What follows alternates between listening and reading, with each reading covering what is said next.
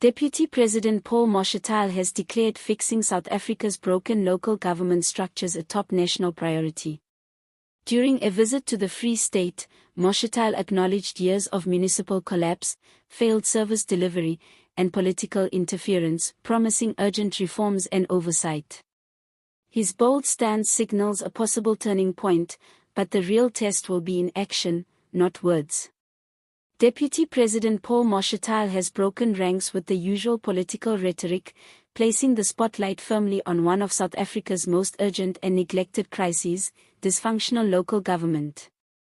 During a recent visit to the Free State, Mashatile made it clear that fixing local government is no longer a campaign slogan or a future promise, it is now the top priority of the presidency and the government of national unity. For millions of South Africans who have endured years of collapsed municipalities, sewage spills, dry taps, potholes, and endless excuses, this declaration may offer a glimmer of long overdue accountability. But Mashatile's message didn't come as a passing comment at a podium. It came as a pointed critique of the current state of governance in towns and rural municipalities that have become symbols of decay and abandonment. From Matjhabeng to Malutiafofang, the Free State stands as a chilling showcase of what happens when political interference, corruption, and administrative failure collide.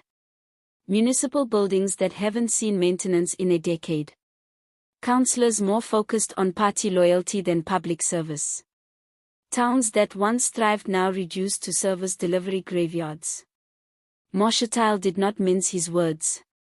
He acknowledged the rot, the paralysis, the frustration of residents, and the shocking reality that many municipalities have effectively stopped functioning. Some can't even pay salaries. Others rely entirely on national government bailouts just to keep the lights on, and even then, the lights rarely stay on. The deputy president told reporters and local stakeholders that it was no longer acceptable for South Africans to live in municipalities that exist only on paper but fail in practice. For once, the words sounded like they were directed inward, not just outward. His visit to the province came amid rising tension and growing pressure for the ANC and its new allies to act decisively at the local level. With national coalition dynamics taking center stage in parliament and provincial cabinets, Mashatile's shift in focus to the local sphere signals something important. The leadership is beginning to realize that the next wave of political rebellion won't come from party headquarters or conference halls, it will come from the streets of neglected towns and forgotten townships. Mashatile promised that fixing local government would no longer be left to chance. He announced that oversight would be intensified, audits would be enforced, and municipalities would be held accountable for their failures, not just with words, but with legal and financial consequences. He called on provincial leadership to stop treating local councils as employment agencies or political fiefdoms.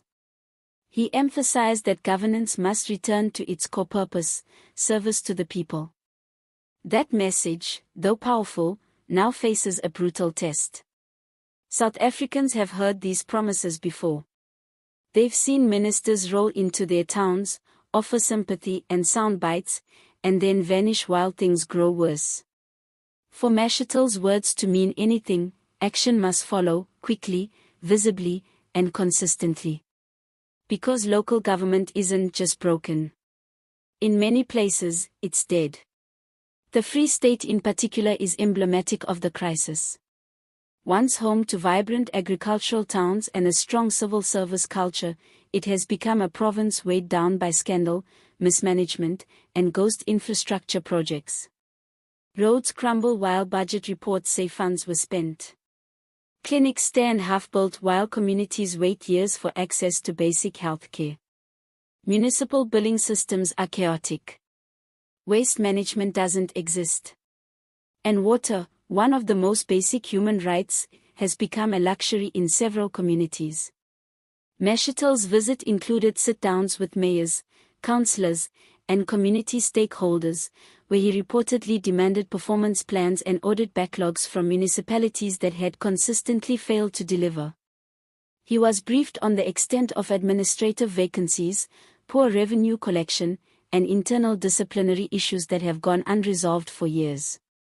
And he did not shy away from linking these failures to political factionalism, cadre deployment, and the culture of impunity that has allowed incompetent officials to recycle through government roles without ever facing consequences. Yet, as sharp as his criticism was, Mashatile also came bearing a message of support. He promised that the presidency would work with the Department of Cooperative Governance and Traditional Affairs to identify hotspot municipalities and provide emergency interventions, financial, administrative, and even legal. He hinted that some municipalities may face full intervention under Section 139 of the Constitution if they cannot prove they are capable of turnaround.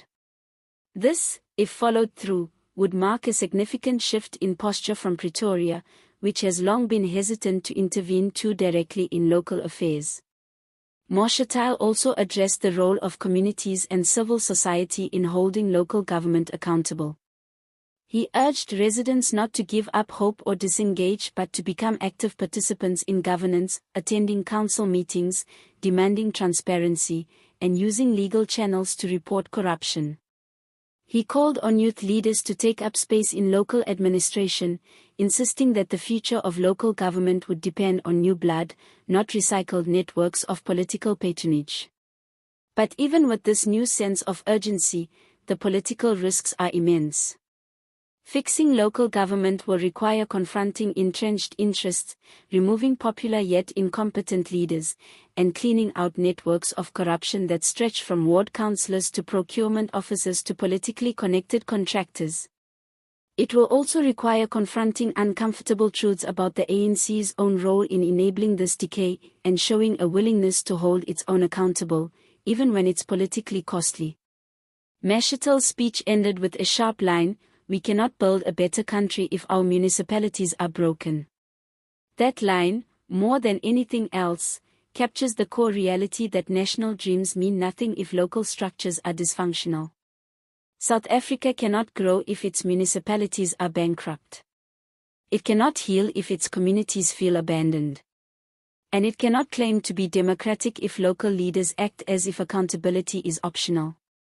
As Mashatile returns to Pretoria, the people of the Free State will be watching closely.